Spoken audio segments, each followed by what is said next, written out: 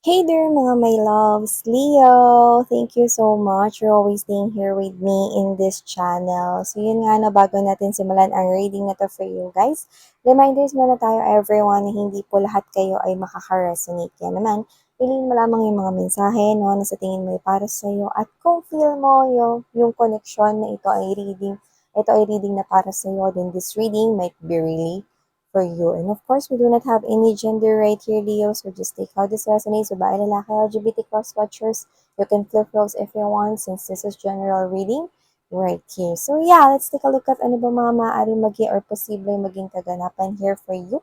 Guys, but let me just thank first the spirits and angel guides, Archangel Michael, for being present here in this reading. Thank you so much. Spirits and angel guides, Archangel Michael, maraming salamat.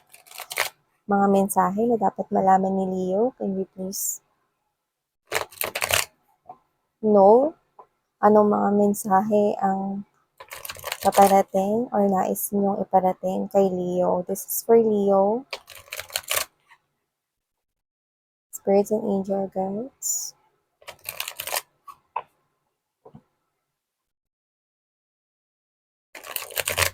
Nakita ko ng zipper, so hindi ko alam kung busog ba kayo. Kung bumukas na yung zipper niyo. Yan mga babes, no? Yan. It could be anything, no? Pwedeng zipper ng bag, zipper ng ano nyo, no? Short nyo, pantalon nyo, check nyo rin, no? Pag may time. So, yan, no? This could be your reading. If not, okay lang yan. Nakita lang kasi natin, kaya natin minention. So, let's go ahead and check out. Ano bang meron dito for my dearest Leo people? Okay, so let's go ahead and check the messages for you guys. Leo. So the first message we've got right here, the energy of Messenger of Earth. Alright. We also have here this Eight of Fire. Oh, sa wakas may pag-usad na. We also have here the Messenger of Water. So kasi naman itong kadil ninyo, maaaring parehas kayo ng age, but doesn't have to be. Okay? Nakuha kasi natin, kaya natin minention. We also have here the Five of Water. Hermit is right here. Fortune's Wheel, yes. May paggalaw ng baso, kind of thing. We also have here the Ten of Fire, Page of Air Energy, King of Air. May problema, mga babes, no, sa I think, pwedeng kaperahan, kahit ano man yan. Pero yung iba, kaperahan yung problema, no, na nakikita ko dito for you guys. So, nakita ko rito na mahanap mo yung solusyon sapagkat meron ditong tao na tutulong sa'yo. So, this could be anyone right here. Pwedeng isang tao rito na may kakayahan or capable siya na matulungan ka sa sitwasyon na yan. This could be anyone. For others of you, I'm picking up specifically, parang lawyer ito, no, na pwedeng tutulong sa iyo, no, magaling siya, no. That's very specific, no. Pwedeng may nanonood dito na gustong ilaban ng isang case or kaso. I'm seeing someone helping you. Magaling siya rito pero hindi mo kailangan magbayad ng as in. Hindi siya yung into bayad talaga. Ang gusto niya rito, no, is parang matulungan kung sino man yung lalapit sa kanya rito at mukhang recommended to, no, ng kakilala mo. Okay? So, kasi naman siya, no, that's very specific for someone watching. Pero, para sa most of you guys, Leo, nakita ko rito ng solusyon, no, tulong mula sa mabait or mapagbigay na tao. Okay? This person could be already in your life for most of you. So, yung iba nakikita ko may problema like short sa money, magbabayad ng utilities like Meralco, excuse me, hindi po ko endorser niyan, mga bes, no? Kuryente, tubig, no, ganyan, no, or bayad sa internet, no, may babayaran niya. Nakikita ko rito na solution is coming kasi may tulong na lalapit sa'yo. Yung iba, ang ganda kasi magkukusa silang tulungan ka. Yan, no?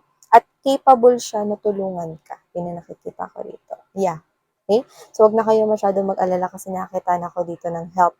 At yun nga, kagaya na sinabi ko, may paggalaw ng baso with the messenger of earth energy and the eight of fire, no? This is something here na I think meron kayo ritong pinagsaluhan ng mga memories. Nakakita ko ng mga memories. Okay? So, I don't know kung kumakain kayo no, sa isang mesa no, kung saan outdoor yun. So, this person, maaring isa sa mga memories ninyo is yun nga yung yung magkasama kayo na kumakain outside, maybe that's a restaurant, or maybe magkasama kayo rito noon, no, namimiss niya yung mga yon with the 5 of water energy, namimiss niya yon, no, at alam mo, hindi ko alam kung ba't nagtago siya rito, kasi ang energy niya Leo rito is nagtago siya for quite long. Pwedeng hindi siya nagparamdam or hindi siya nagpakita sa'yo rito, pero namimiss ka niya. At may paggalaw ng baso, nakikita ko siya rito, no, na actually 8 of fire energy is one of the fastest energy. Pero dito nakikita ko na banayad lamang no paglapit niya sa'yo rito, no.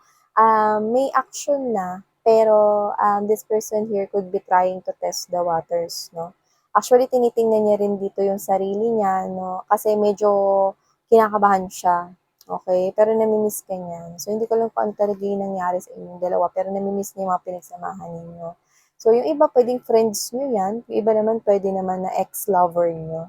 So, kung sino man siya dito nakikita ko, no, na maaari siyang mag-message sa iyo through social media applications, any naman yan, Messenger, yan, no, Instagram, direct message, no, Viber, email, phone call, text message. Okay.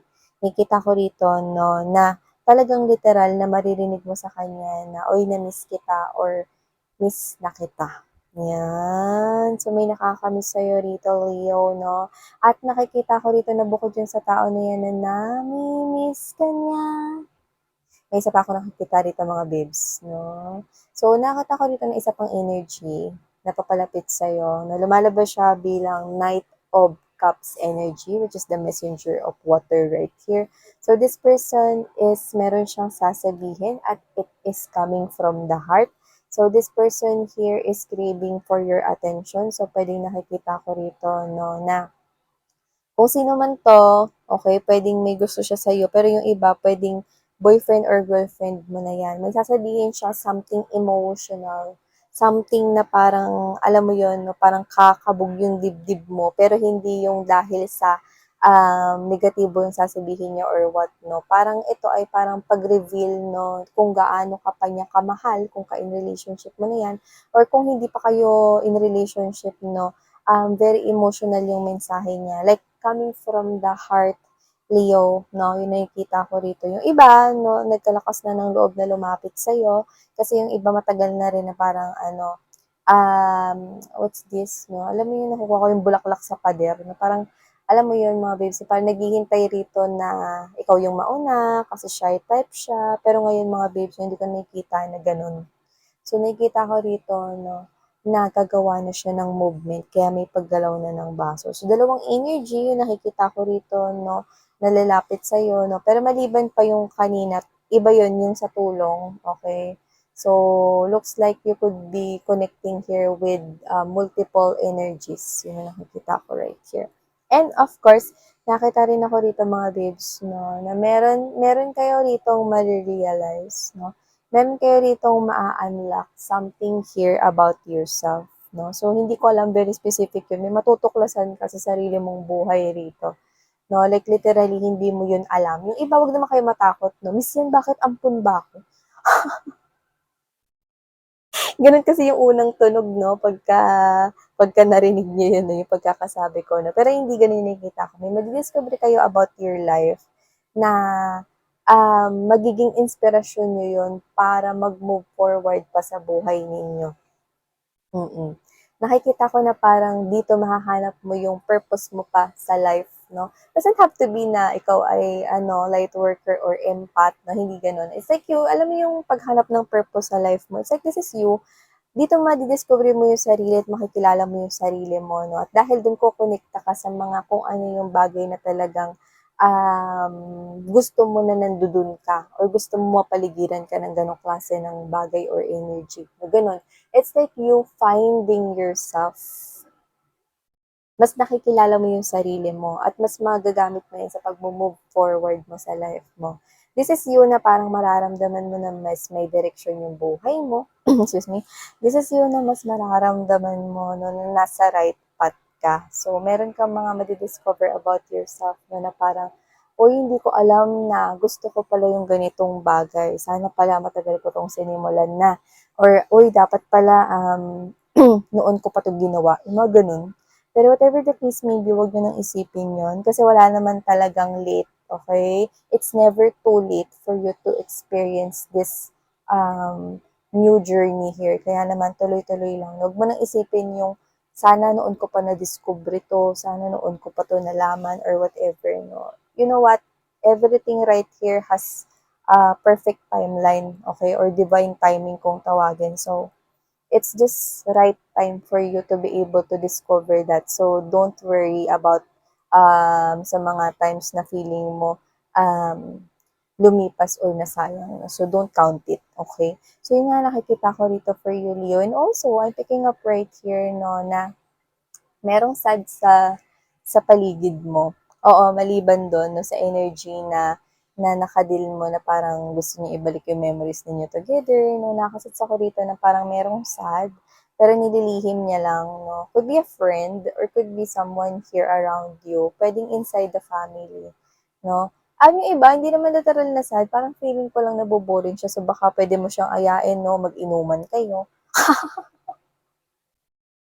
sulsul yung reader. Puwede mo siyang ayain 'no, kasi ang nakikita ko rito kilala mo siya, eh, 'no, kilala mo yung mga magpapasaya sa kanya rito na parang, "O tara punta nga tayo dun mag-ice skating tayo." Or, "Tara bilhan kitang milk tea." Mga gano'n. So, ayain mo siya 'no, either nalulungkot siya or either yung iba nabo-boring 'no. So, parang hindi ko alam kasi yung energy niya parang nag-a-adjust. Puwedeng ano, ganito, puwedeng alam mo yung energy mo kapag kunwari bagong pasok ka lang sa isang university tapos first day mo 'no, sa college, yung mga gano'ng energy, yung parang wala ka pa masyadong friends, wala ka pa masyadong kilala, parang nag-a-adjust siya. Meron siyang gano'ng energy, eh. So, either puwedeng may nangyari sa kanya, may pinagdaanan siya just recently ta's nag-a-adjust siya ngayon, 'no? So, either sad siya or nabo-boring siya, 'no? Alam mo naman kung paano yun yung nakikita ko, eh. Alam mo kung paano siya rito pagagaanin yung loob niya, Leo, 'no? Kaya makatutulong ka talaga rito sa kanya, 'no, sa pag-a-uplift ng soul or ng spirit niya, 'no? So, 'yan. Kausap-usapin mo lang, no? Tapos shot puno kayo. So, whatever the case may be, nakikita ko rito, Leo, 'no? At ang maganda, meron dito 'no, na parang something magical coming your way. This feels like magical to me kasi parang this is something here na parang hindi mo alam na na mangyayari for you. I don't know what that is. Pero parang ang pakiramdam is this is something here na parang, sa movies or sa TVs lang nangyayari, pero it's gonna happen to you, gano'n. Na parang feels like for you, this is something here impossible, but this is possible to you because I'm seeing it coming to you. And that is the news that you do not see coming. It's behind these woods, it's behind this forest. Yung iba, hindi ko alam kung bakit lumalabas ng as in tumi tumitindig talaga yung forest vibe or nature vibe dito. So, maaring may something na magical or magandang mangyari 'no, kapag ikaw ay nasa labas or nasa nature. So, I don't know, this something magical. Baka ma-meet mo ang someone special or baka may mangyaring something special, okay, sa ganong klase ng vibe or landscape vibe kung baga. Okay? So, wow, ito ang mga mensaheng nakuha natin for you, Leo. Claim this mga babes because I know that you deserve this. Okay, claim the positive messages coming from this one and okay, use your intuition, okay, in making every decisions here in all areas of your life para hindi kayo maligaw. Okay, so thank you so much, Leo. Sana nga love and light. Annyeong.